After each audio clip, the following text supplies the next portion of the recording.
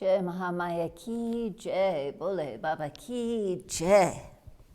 In our last discourse, we heard about the demons and the devas at a terrible war together, and Vishnu and Lord Shiva and Lord Brahma were all participating as well.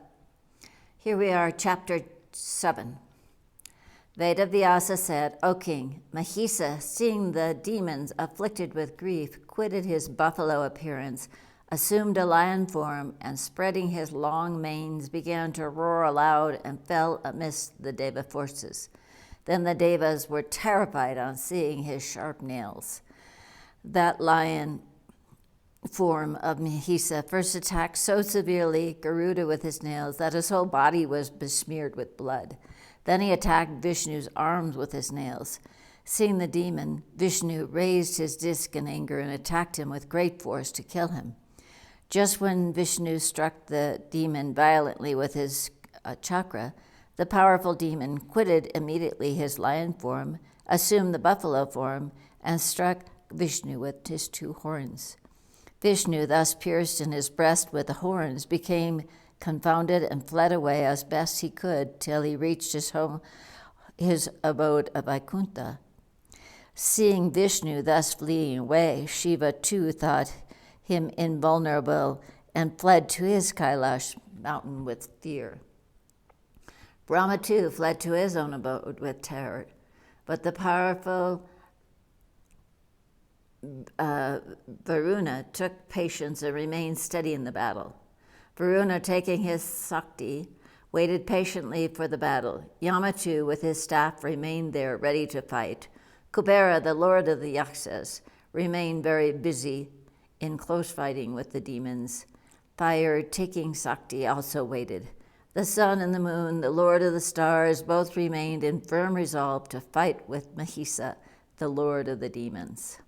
In the meanwhile, the demon forces got angry and attacked them on all sides, shooting at the enemies a mass of dangerous serpent-like arrows. The lord of the demons, Mahisa too, assuming the buffalo appearance, reigned supreme in the middle.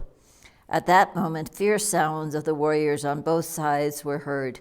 During the sharp contest of the devas and the demons, the sounds from the bowstrings and the clappings of the hands were heard like the roarings of thunder.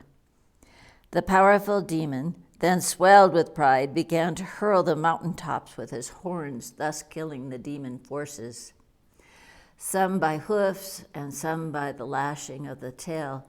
That angry Mahisa, very amazing to behold, sent to the region of death. Then the Devas and the Gandharvas, being very much frightened, so much so that Indra fled away at once on the sight of Mahisa. Indra thus retreating from the field, Yama, Kubera, and Varuna all quitted the battleground with fear.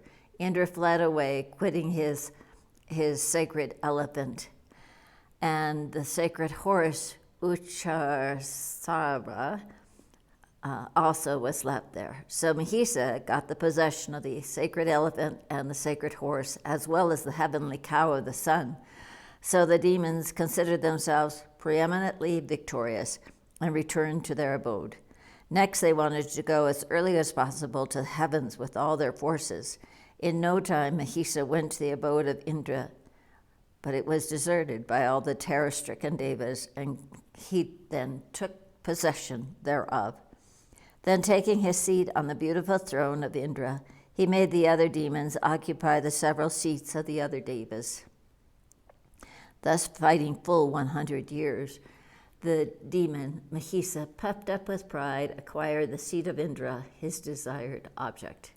He banished the devas from the heavens. The devas, thus tormented, began to wander in the caves of the hills and dells for a period of a good many years. The devas at last were quite tired and took the 4-faced Brahma, the Creator's refuge. At that instant, the Lord of the world, Brahma, the originator of the Vedas, was seated on his lotus throne. Surrounding him were standing his mortal sons, with their passions subdued, mind calmed, and beyond the sphere of the Vedas and Vedangas. There were also Siddhas, Gandharvas, Ragas and Panagjas. The terrified Devas then began to praise and chant hymns to Brahma, the Lord of the world. The Devas said, O Creator, O Lotus-born, O Thou, the remover of the pains and afflictions of this world, how is it that you are not moved with pity toward the Devas, seeing that we are defeated by the Lord of the demons and have been banished from our abode? What more shall we say? Our troubles are now indescribable, as we are living in the caves of hills and dells, O Creator. A son may be 100 times guilty of offense. It is then that the father, devoid of any feeling of love, deserts his son and gives him trouble? We are oppressed by the demons, we who are wholly devoted to your lotus feet. Why are you today showing signs of indifference toward us? That wicked demon is thoroughly enjoying today the heavens of the Devas, is forcibly taking their share of the oblations of clarified butters in the yagyas from the Brahmanas, is enjoying the sacred Parijata tree and also the heavenly milking cow, the jewel of the oceans. What more shall we describe to you the strange doings of this demon? O Lord of the Devas, you are perfectly aware of all that they strive and execute, for by your knowledge you know everything of this world. Therefore, O Lord, we lie prostrate at your feet.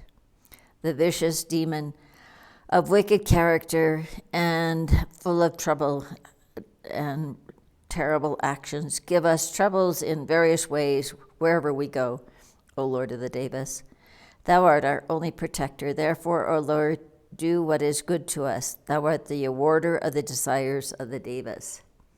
Thou art the first creator of this world and preserver. Therefore, if thou dost do our good, to whom else will we take refuge when we are so severely oppressed? Who else is more lustrous, more beneficent, and more peace-giving than you? All of the Devas, praising Brahma, thus bowed down to him, the Lord of creation, with folded hands, and saluted him with their faces very heavy, overladen with deep, deep sorrow. The grandsire of all the lokas, seeing the plight of the Devas, consoled them with sweet words and made them happy. O Devas, what shall I do? The Danava has become exceedingly haughty on account of his getting wounds. He can be killed by females only.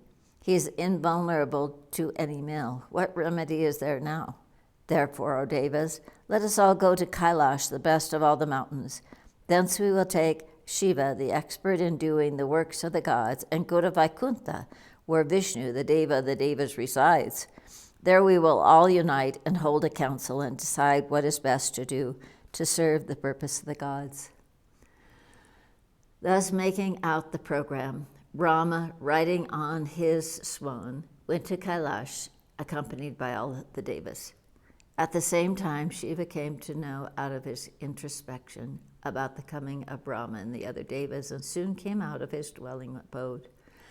When they met each other, they saluted each other and felt very glad. The Devas then bowed down to him. Seats were given to the Devas, and when they sat respectively on their asanas, the Lord of Parvati, Lord Shiva, also took his own seat. Shiva then asked the welfare of Brahma and the Devas and asked the reasons of their coming to Mount Kailash. O Brahma, what has caused you to come here along with Indra and the other Devas, O highly fortunate one? Please mention it. Brahma said, O Deva of the Devas, the Danava Mahisa is oppressing all the Devas in the heavens. They therefore, terrified, are wandering hither and thither in the caves and hills with Indra. Mahisa and the other demons are now accepting their share of the yagyas. The Lokapalas, being oppressed, have come today and are now taking shelter of thee. O Shiva, considering the situation serious, I have taken them with me here, therefore. O Deva, do that which is reasonable and by which the purpose of the Devas can be carried out. O Creator of the world, the whole charge and responsibility of all the Devas dissolves on thee. Hearing this, Shiva smiled a little and spoke charming words to the lotus-born Brahma in the following manner. O Lord Brahma, it is you that gave before this boon to Mahisa. Therefore it is you that have wrought this trouble. The Danava has become so strong a hero that he has caused terror to all the Devas even. Now where can we get such a noble woman who becomes able to kill that demon, elated with pride? My wife, nor your wife, ought to go to battle. Even if the good ladies go, how will they be able to fight? The fortunate wife of Indra, too, is not expert in the art of warfare. Where else there is another lady who can kill this demon, blinded with pride? I therefore propose this. Let us all go today to Vishnu, and praising him with hymns, engage him quickly to this cause of the gods. Vishnu is foremost amongst the intelligent, therefore it is highly advisable to execute all actions after duly consulting with him. He, by dint of his high intelligence, will find our means and effects, our purpose. Brahma and the other devas heard Shiva and approved heartily, and saying, "Be it so," instantly rose up.